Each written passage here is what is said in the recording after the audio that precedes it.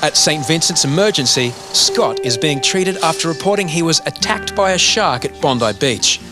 But we're just going to see how far down, obviously sharks' teeth, are quite long and they can penetrate quite deep down. So we've got to make sure that hasn't gone down into the elbow joint. That's the most... the one above the joint's the worst one. Like I said, there's pain running up my arm. Are you allergic to anything? Yeah, sharks. I'm just going to have a look under here, okay? Yeah, see, that's gone into the capsule of the elbow, okay? You didn't think of coming up last night? It was all a big shock. Yeah, and I ran out of that water so fast. Yeah. And then I just collapsed. Okay. And went to sleep. Anyway, you're here now, which is the main thing. While shock may have clouded Scott's memory, Kelly has more precise recollections. I knew that he went for a swim. He said to me, "I'm going for a swim, babe." And I said, "Okay, that's okay. You go for a swim, but be careful." And then next thing I fell asleep because I'm a very tired person. I love my sleep and everything like every girl does. And next thing he comes to bed and sleeps. And he didn't say a word. He just collapsed on the bed. I'm thinking, "Babe, move over." And he didn't make a word out of his mouth or anything. And I woke up this morning and I saw blood all up his arm, all over his shorts and everything, and all over me. It was like being cut through with a knife. It was a serrated knife. And just bites going chunk. But I just kept on hitting him in that nose as much as because it's so hard to hit through water. And I just couldn't get that big enough punches into his nose. The orthopaedic surgeons have come down, and the wound that we saw on the elbow, it does need to go to theatre, and the others need to be washed as well and then sutured. And the best way to do that is in theatre under a general anaesthetic. We've assessed nerve damage and he's got normal sensation. He's been very lucky. A shark has attacked a swimmer at Sydney's world-famous Bondi Beach. It's the first such attack in 70 years. He managed to break free and escape after punching the shark on the nose. Next morning, beachgoers disregard the possible danger. Swimmers frolic in the exact spot where the attack reportedly took place.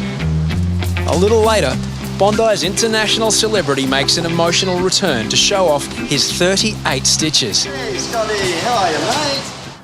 The story's spot on. Spot on, yeah. Couldn't get much more spot on. Bloody spot on. Right. It's all true, but it's scary and it's upsetting, and yeah, I'm just grateful that I'm still here. It's only a small one. Didn't look small yesterday. It's had a couple of goes at you. Do you remember it like whack? 3 times. Yeah, three times. But it's come from an angle. Yeah. Amazing, It's actually. probably a wobbly on because there's no bottom jaw. It's only been bitten from the top. Yeah. So that's, I've been thinking about it a lot. If it would have been a proper Noah, you would have had the bottom tooth as well. Yeah. And you wouldn't be here, mate. You would have bled to death. Real glad I came out better. Yeah, God, It's like having a fight with Mike Tyson, but I never got the ear chewed off. As the debate continues, Tom receives an anonymous phone call.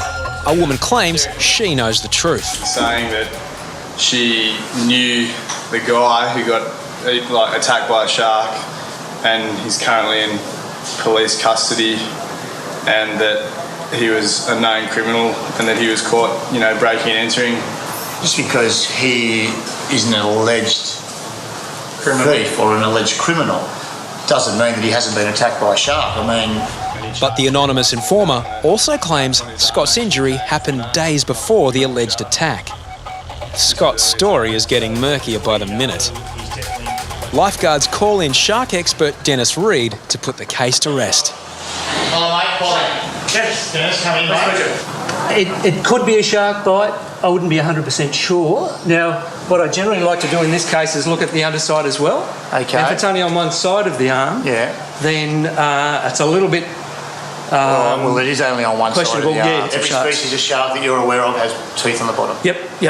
And they're usually the thing that grabs first. So the typical behaviour of most of the sharks is to grab something with the lower teeth and then either saw or bite into it with the top. There was nothing underneath here. It was only on top. We were under the presumption that wobbegongs had no bottom teeth, so that's why we thought it was a wobbegong. But clearly you've just proven us all wrong. So is this the jaw of a wobbegong? That's a wobbegong, yeah. Okay. It's about a 1.4 metre wobbegong. Yep. Can you tell me roughly the width of those? You're looking at, I'd say, 3/4 of an inch. Oh look, there's no shark that I know that'd have that wider scrape. I'm not sure if you've heard today, he's been arrested, this gentleman, for break and enter. If I had two possibilities, one glass window and two possible shark bite, I'd say the probabilities would lie in favour of the going through a glass window. Days after Scott's alleged shark attack, beachgoers flock back to Bondi. Scott's murky story, an anonymous tip-off and evidence from a shark expert have left lifeguards sceptical. Now the newspapers have smelt a rat. This has got to be one of the biggest hoaxes we've ever seen down here. Let me read it to you. Bondi's bogus bite, shark attack, just a fishy line. Shark attack never occurred, and the man who made the claims has been arrested for theft, sources have told. Take a look at him. Although I did say only 99% I was convinced. I never was quite 100% convinced. At 1% plays a big role down here. It does now. It just means we've taken another dimension to our job. We're private detectives now. You know, we solve crimes as well as rescue people.